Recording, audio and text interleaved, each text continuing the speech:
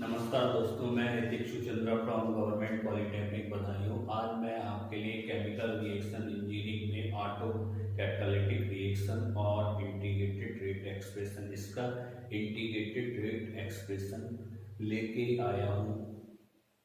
ठीक है, सबसे पहले हम जानते हैं ऑटो कैटालिटिक रिएक्शन क्या होती है। यह वह रिएक्शंस होती हैं जिनमें जो प्रोडक्ट बनते हैं उनमें से एक प्रोडक्ट स्वयं कैटालिस्ट का काम करता है। ऐसी रिएक्शंस को हम ऑटो कैटालिटिक रिएक्शन कहते हैं। अब हमने मान लिया लेट अस एन ऑटो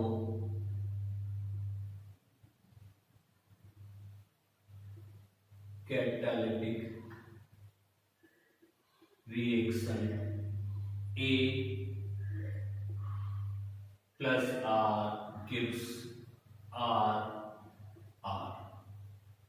ठीक है, अब इसमें A रिएक्टेंट है और ये A रिएक्टेंट है, ये कैटालिस्ट है, ये कैटालिस्ट है और इसके द्वारा ठीक है R बनाया जा रहा है प्रोडक्ट। ठीक है, और ये कैटालिस्ट उतने ही अमाउंट में बच रहा है। ठीक है, तो इस रिएक्शन में ठीक है कैटालिस्ट R प्रेजेंट भी है और वही कैटालिस्ट बन भी रहा है। ऐसी रिएक्शंस को हम ऑटो कैटालिटिक रिएक्शन कहते हैं। ठीक है, द रेट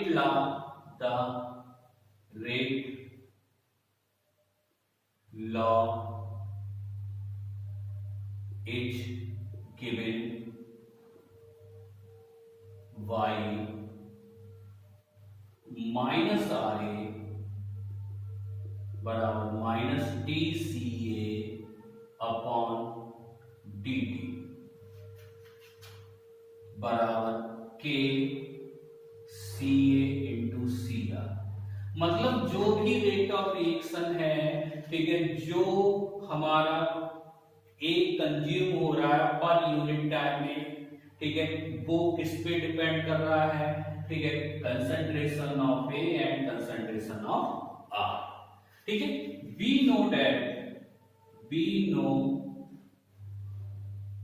दैट हम जानते हैं कि जो हमारे मोल्स होते हैं Cr और Ca के, वो प्रोसेस के दौरान कांस्टेंट रहते हैं। ठीक है, क्या रहते हैं? कांस्टेंट रहते हैं। प्रोसेस के दौरान किसी भी समय पर उनके मोल्स का जो सम होगा वो हमेशा एक निश्चित क्वांटिटी होगा। तो मैंने मान लिया C नॉट बराबर Ca not plus Cr not बराबर Ca plus Cr at any time t। अब इसमें हो क्या रहा है? C नॉट Ca और Cr नॉट के इनिशियल अमाउंट के बराबर है, पर Cr नॉट वही रहेगा, Ca नॉट कंज्यूम होके Cr बढ़ाएगा। मतलब ठीक है, इसकी वैल्यू ठीक है क्या होगी? घटेगी। और जितना Ca नॉट में से खर्च होगा वो क्या करेगा? Cr की वैल्यू को बढ़ाएगा। ठीक है, किसी भी समय पर हमेशा ही मोल्स क्या रहेंगे? कांस्टेंट रहेंगे इन रिएक्शंस के लिए। अब इससे इक्वेशन 1 दे दिया। इक्वेशन 1 में वैल्यू रखने पर माइनस TCA अपॉन DT बराबर K। Ca को ऐसे ही रखा, Cr को कन्वर्ट कर लिया C नॉट माइनस Ca में। ठीक है, minus TCA upon Ca into bracket में C नॉट माइनस Ca बराबर K dt। अब इसके मैंने पार्शियल फ्रैक्शन किए तो ये हो जाएंगे, ठीक है, 1/c0 माइनस के और 1/ca plus 1/c0 minus ca,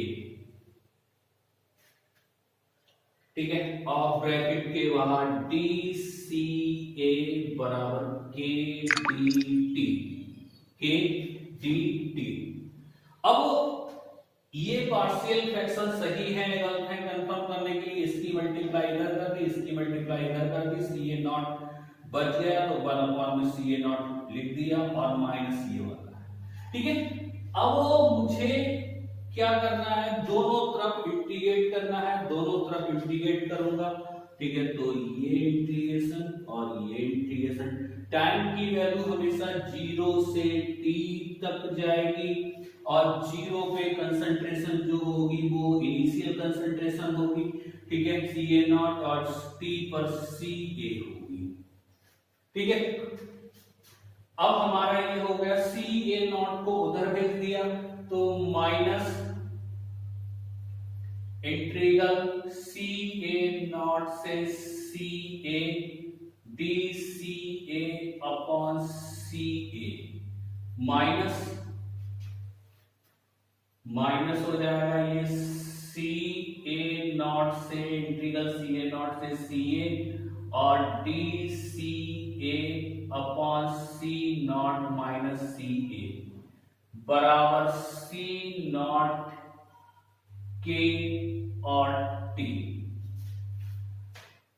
ठीक है। RHS का जो dt का इंटीग्रल था वो किस में कन्वर्ट हो गया, t में कन्वर्ट हो गया, इसको मैंने किया, ठीक है। तो minus ln ca upon ca0 और ये minus minus plus ln c0 minus ca, इसकी लिमिट हो गई ca से ca0 से ca तक, ठीक है, बराबर c0 k t minus ln ca से ln ca upon ca0 plus इसमें लिमिट रखी तो ln c0 minus ca upon c0 minus ca0 बराबर c0 k t। इन दोनों को कंबाइन कर दिया तो हो जाएगा ln LHS की दोनों स्टेप्स को कंबाइन किया, ठीक है। तो ln ये हो जाएगा एक ब्रैकेट में c0 माइनस ca, ठीक है, into ca0 upon c0 minus ca0 और इंटू ca बराबर c0 k t,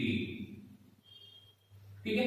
अब c0 की वैल्यू रख दी मैंने ln c0 की मैंने वैल्यू रखी cr plus ca minus ca एक ब्रैकेट में और ca0 अपॉन नीचे वाली टर्म्स में c0 की value ca0 plus cr0 minus ca0 into ca बराबर c0 k t। यहां ca से ca कैंसिल हो गया, यहां cr0 से cr0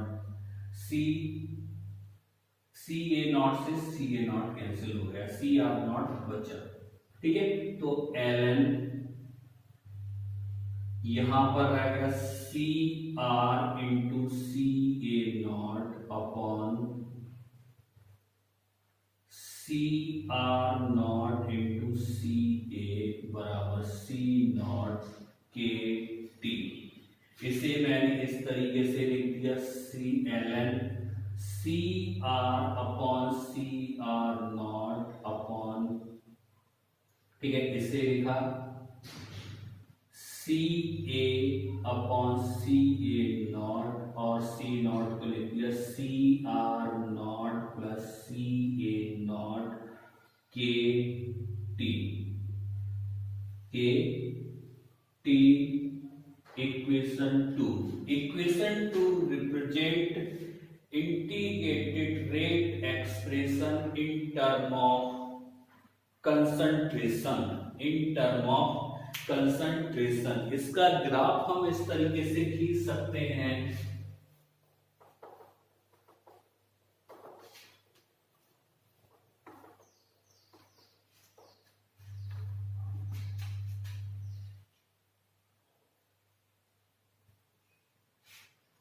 ln CR into C A not upon C A into C R not, ठीक है, और टी, ये स्ट्रेट लाइन जो ओरिजिन से पास हो गई, इसका स्लोप m बराबर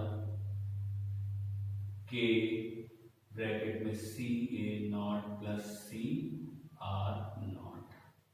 इक्वेशन 2 हमारी इंटीग्रेटेड रेट एक्सप्रेशन है इन टर्म ऑफ कंसंट्रेशन। अब इसे किसकी टर्म्स में कन्वर्ट करना है, हमें कन्वर्जन की टर्म्स में कन्वर्ट करना है, ठीक है, तो इसकी वैल्यू रखेंगे, ठीक है, तो इक्वेशन 2 में वैल्यू रखेंगे, किस किस की वैल्यू रखेंगे, हमें पता होना चाहिए कि सी आर क्या है, ठीक है, सी ए बराबर होता है हमारा C A not 1 minus X A और सी आर बराबर C R not plus R upon A C A not into X A, ठीक है, ये हो जाएगा C R not R 1 upon 1, ठीक है, ये कहां से आया, ठीक है, जो रिएक्टेंट ए रिएक्शन में उसका स्टोइकियोमेट्रिक कोफिशिएंट 1 है और जो, ठीक है, कैटालिस्ट है उसका भी स्टोइकियोमेट्रिक कोफिशिएंट क्या है, 1 है, ठीक है, C A not into C into X A. अब यहां से सी आर बराबर आ जाएगा, यहां से मैंने क्या ले लिया, ठीक है, सी ए नॉट को कॉमन ले लिया तो ये आ गया एम प्लस एक्स ए। अब इस इक्वेशन में मुझे वैल्यू रखनी है सबसे पहले किसकी, सी आर, ठीक है, सी आर की वैल्यू क्या होगी, ठीक है,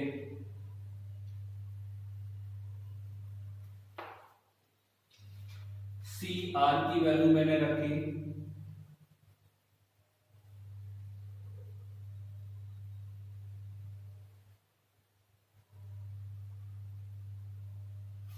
इक्वेशन 2 में ln सी आर की value C A not M plus X A into C A not upon C A की value C A not 1 minus X A और ये हो जाएगा सी आर नॉट, ठीक है, सी आर नॉट। अब इस साइड, ठीक है, ये वैल्यू किसके बराबर हो जाएगी, सी, अगर मैं यहां से क्या कॉमन ले लूं, सी ए नॉट कॉमन ले लूं, सी ए नॉट कॉमन लूं तो ये हो जाएगा C R not upon C A not plus 1 बराबर के टी। अब यहां से सी ए नॉट कैंसिल, ये बचा L N M plus X A upon 1 minus X A, और ये टर्म्स हो गई हमारी, ठीक है, अपॉन में एम। ठीक है, सी ए नॉट को सी आर नॉट के नीचे ले आया तो ये किस में कन्वर्ट हो जाएगा, एम में कन्वर्ट हो जाएगा, और हमारा ये हो गया सी ए नॉट एम प्लस 1 के टी। इससे equation 3 they the. Equation 3 represent integrated rate expression in term of conversion.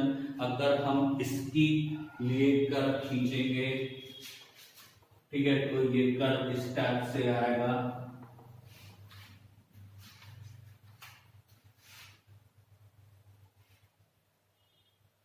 By axis पे हो गया हमारा L N M plus X A upon में एम और 1 माइनस एक्स ए और टी।